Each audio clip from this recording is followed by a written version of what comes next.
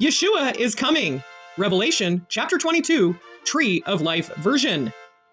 These words are trustworthy and true. Adonai, the God of the spirits of the prophets, has sent his angel to show his servants what must happen soon. Behold, I am coming soon. How fortunate is the one who keeps the words of the prophecy of this book. John, I am the one hearing and seeing these things, and when I heard and saw them, I fell down to worship at the feet of the angel showing me these things. But he tells me, see that you do not do that. I am a fellow servant with you and your brothers, the prophets, and those keeping the words of this book. Worship God.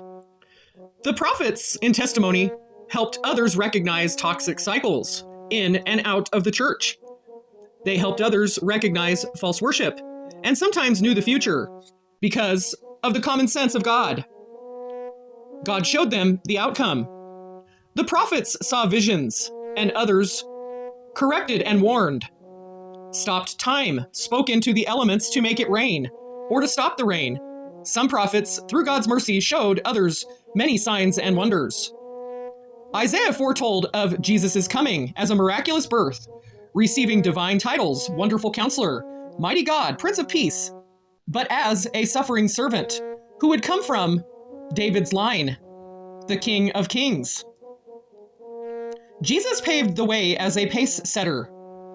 Jesus stood in between mockers and believers as a hedge of protection. Yeshua, Jesus, healed the sick and raised the dead. He was the life giver and redeemer. Not only was Jesus a good listener, he was patient and kind and a good friend. In Revelation 19, Tree of Life version, we're told of God's role in the second coming of Jesus. And the armies of heaven, clothed in fine linen, white and clean, were following him on white horses.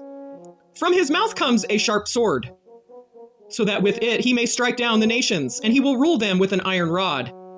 And he treads the winepress of the furious wrath of Elohi Tezvaot. On his robe and on his thigh he has a name written, King of Kings and Lord of Lords.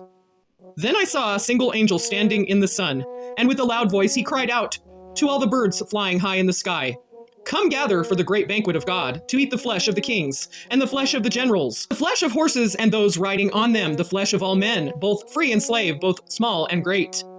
Also I saw the beast, and the kings of the earth, and the armies gathered together to make war against the one who sat on the horse and against his army. Then the beast was captured, and along with him the false prophet, who had performed the signs before him, by which he deceived those who had received the mark of the beast, as well as those who had worshipped his image. These two were thrown alive into the lake of fire burning with brimstone. And again we know that prophecy fulfills Jesus' testimony. Revelation 19, New King James Version. And I fell at his feet to worship him, but he said to me, see that you do not do that. I am your fellow servant and of your brothers, who have the testimony of Jesus. Worship God, because the testimony of Jesus is the spirit of prophecy.